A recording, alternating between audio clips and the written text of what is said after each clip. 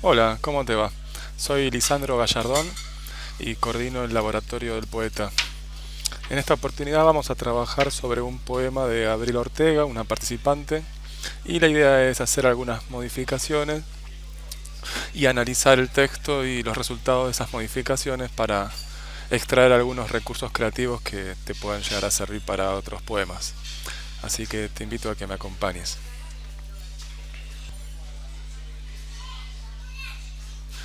Por ejemplo, ¿qué pasa si sacamos aquí la segunda palabra ojos, buscando el criterio de economía? Veamos si más abajo hay otro elemento que podríamos sacar. ¿Qué pasa si eliminamos la conjunción coordinante? Tendríamos que agregar una coma. Adviértase por lo pronto lo interesante del elemento y, que es una conjunción coordinante, que tiene dos funciones semánticas. En este caso, no solo la función semántica de contigüidad o temporal, sino también la de causalidad.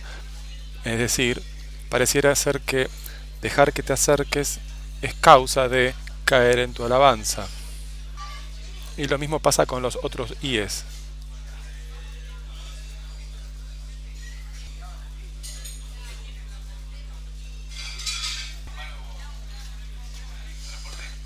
Pero sigamos buscar elementos que puedan ser omisibles, sin demasiada pérdida del sentido expresivo.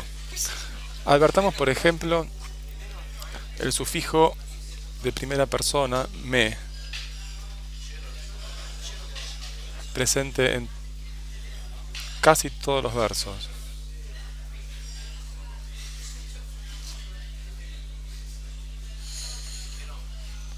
¿Cómo podríamos hacer para que se repita al menos una o dos veces? Es decir, cómo buscar que la idea de la primera persona esté presente sin demasiadas ocurrencias del enclítico me, porque quizá de lo que se trata es de lograr una máxima fuerza expresiva con un mínimo de recursos materiales, en este caso las palabras o los morfemas, para ser más precisos. Podríamos probar entonces eliminar algunos mes y ver qué pasa, solo para probar.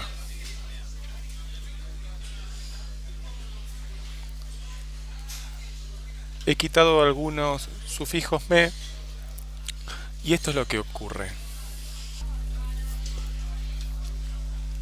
Obsérvese que en la primera estrofa no se especifica el objeto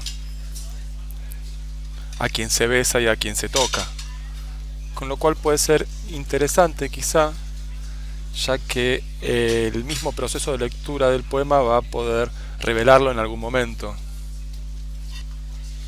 de tal manera que el poema comenzaría con una vaguedad en cuanto al paciente de esos actos cariñosos y lentamente va tomando encarnadura en la primera persona, el yo poético en este caso.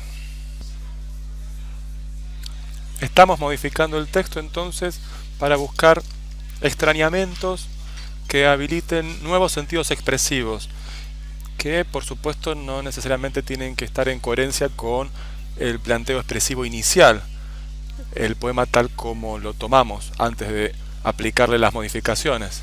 Pero es interesante también que el mismo poeta sobre el mismo poema ya terminado vuelva desde otro punto de vista a hacer modificaciones para activar el azar editorial, podríamos llamar, y entonces encontrar nuevos sentidos expresivos en el texto que no estaban previamente planteados en la intención comunicativa, pero sin embargo pueden ser interesantes de incorporar en el texto, ya que un texto poético no es una catarsis emocional, según mi entender, sino un objeto estético que también sorprende a quien comunica.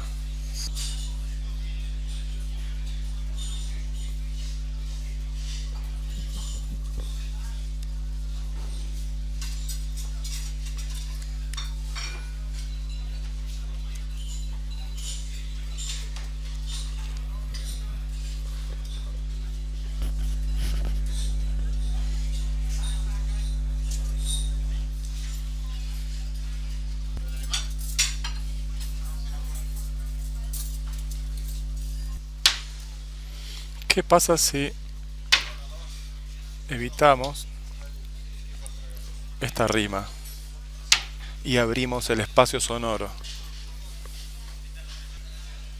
Ya que saber que el otro está tocando involucra un modo de sentir. Sentirte ya es, en cierto sentido, recibir la sensación táctil del otro. Y quizá una sensación más abierta, no necesariamente el tacto.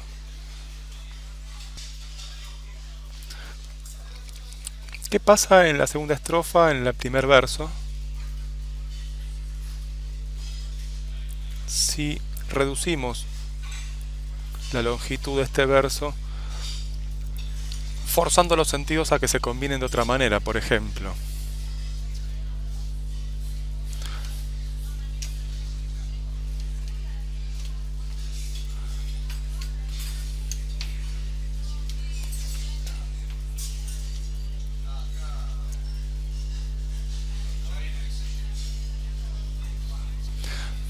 Recordar mi desconfianza es, de alguna manera, darle espacio.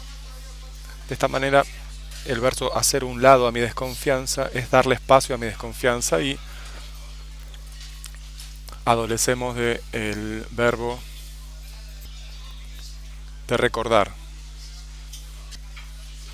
¿Qué pasa si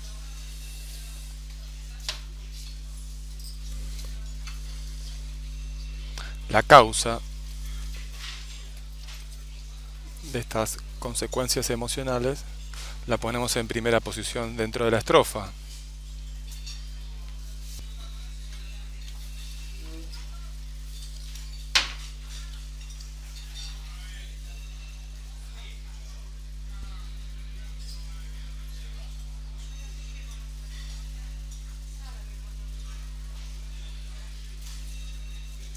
Por otro lado, por el momento no sabemos si hay pertinencia expresiva en colocar las mayúsculas en el inicio de cada verso. Lo dejamos en suspenso por el momento.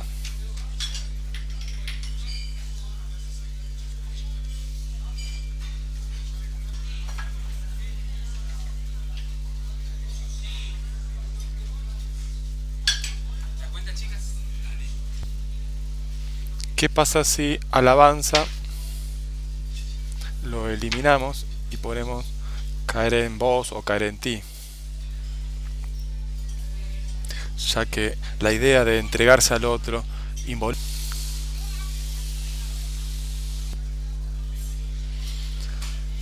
Veamos un poquito panorámicamente lo que está ocurriendo en estas modificaciones del verso, del poema. Abrir los ojos y verte besar, cerrarlos y sentirte. Aquí el te viene a indicar que el paciente de los besos es esta primera persona. Abrir los ojos y verte besar. ¿A quién?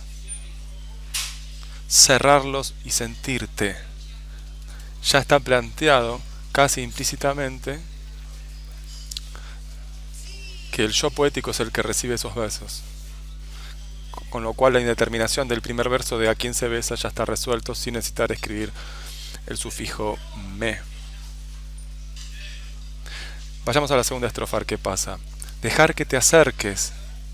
Esa es la situación que va a generar dos consecuencias: que le doy espacio a la desconfianza y que caigo en ti.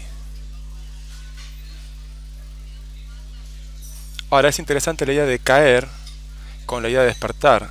Hay una relación de contraste. Despertar es subir, levantarse, ponerse de pie, y caer es todo lo contrario.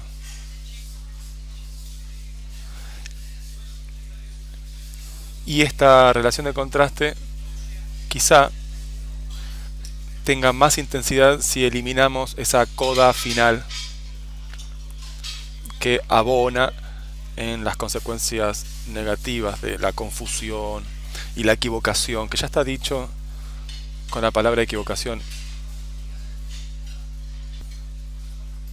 ¿Qué pasa si trabajamos este sintagma y tratamos de reducirlo también?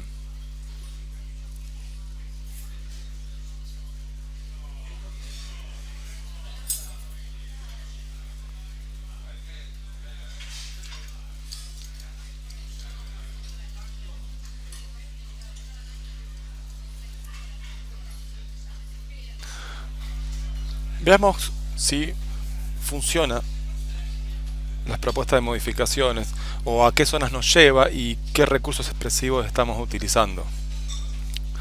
Abrir los ojos y verte besar, cerrarlos y sentirte.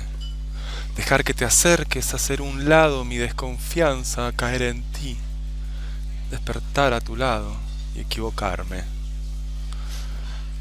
Es interesante además la relación que se genera en esta repetición de la palabra lado. Es como una bisagra. El elemento A, lado, el elemento B, a mi desconfianza. Reiteración del elemento A, lado, sería A', y un B', en el sentido de que desconfianza y equivocación forman parte de un mismo campo semántico de timicidad negativa, es decir, podríamos decir que son significados negativos, la desconfianza, la equivocación, etc. De esta manera se genera un paralelismo entre lado, elemento negativo, lado, elemento negativo. Sin embargo, la diferencia entre este verso y el último es que este último está compuesto de un elemento positivo que es despertar, mientras que el elemento positivo aquí no está, ya que se está dando espacio a la desconfianza.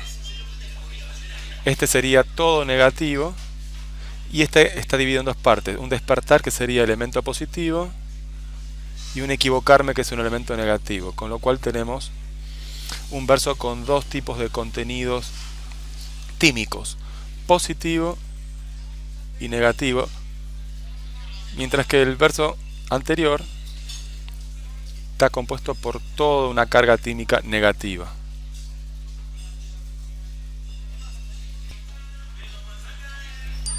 ¿Qué pasa si reducimos aún más esta tercera estrofa? Y entonces podríamos decir, dejar que te acerques y directamente poner a mi desconfianza.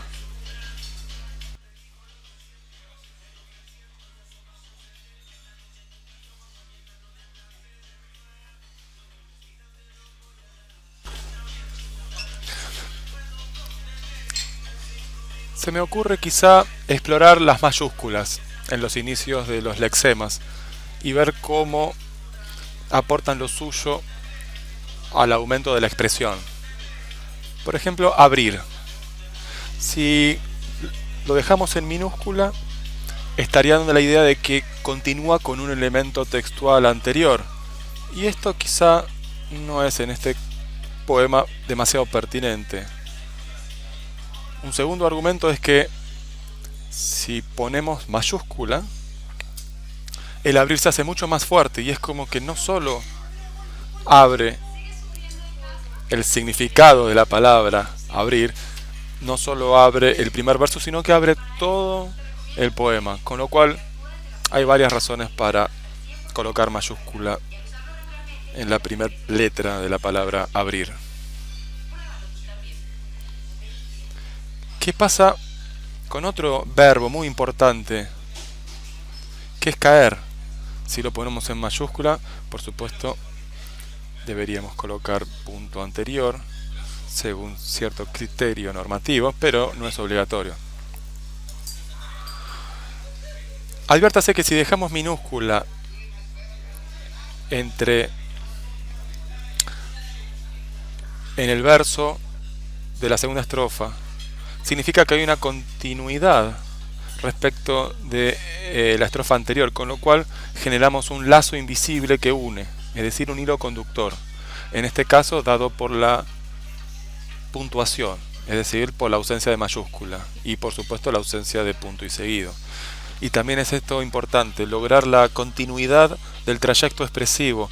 Más allá de que las magnitudes textuales sean discretas, el sentido es un continuum. Y hay que lograr ese efecto y esa ilusión de continuidad en todo el trayecto expresivo. Además es interesante que cognitivamente debería haber una pausa, una separación, una marca de distanciamiento entre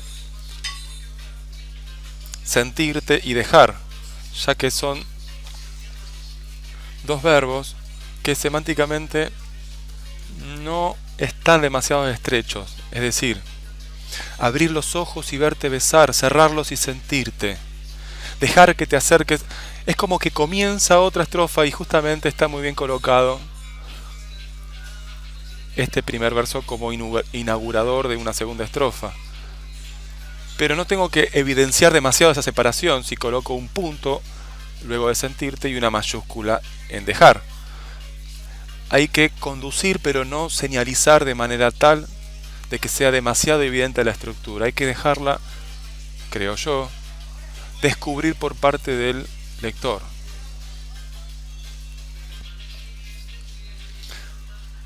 Siguiendo entonces con la puntuación, ¿qué pasa si hacemos esto?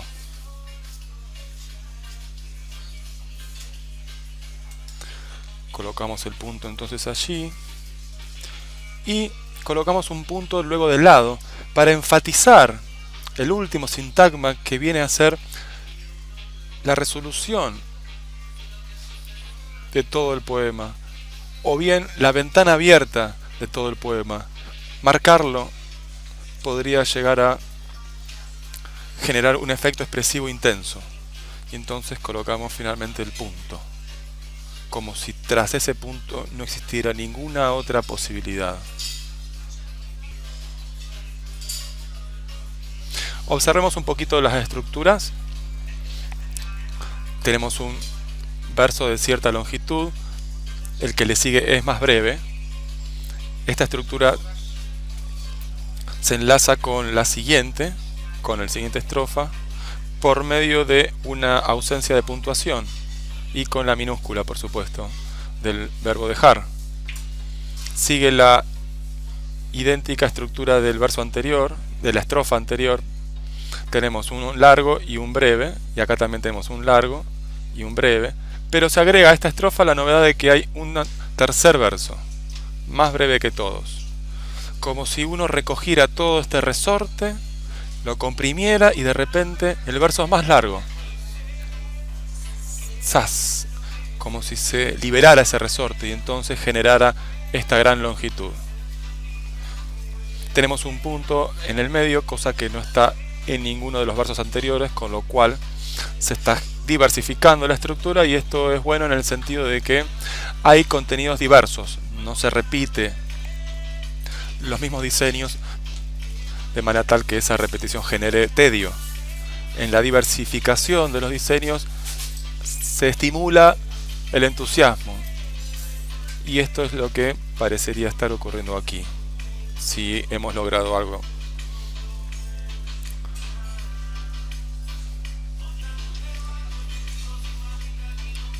Un detalle: se observa aquí la mayúscula A, la mayúscula C y la mayúscula I. Son tres mayúsculas nada más.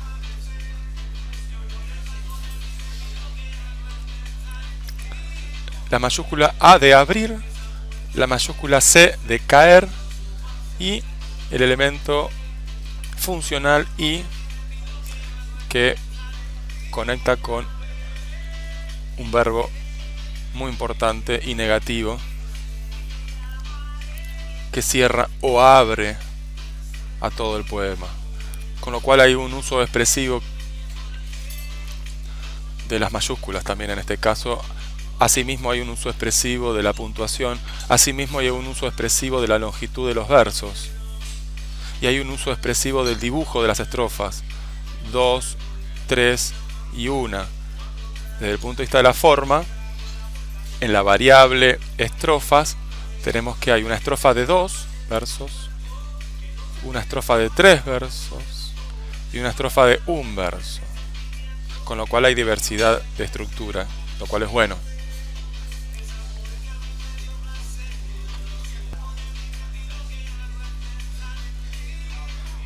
Bien, eso es todo lo que podría decir por el momento sobre estas modificaciones, que son solo tentativas y solo ilustrativas de recursos creativos y de diseños morfológicos que no pretenden de ninguna manera mejorar el texto original del autor, sino más bien poner en evidencia recursos utilizados en la versión original, recursos utilizados en estas versiones modificativas solo a los fines didácticos. Muchas gracias por acompañarme y nos vemos hasta la próxima en el Laboratorio del Poeta.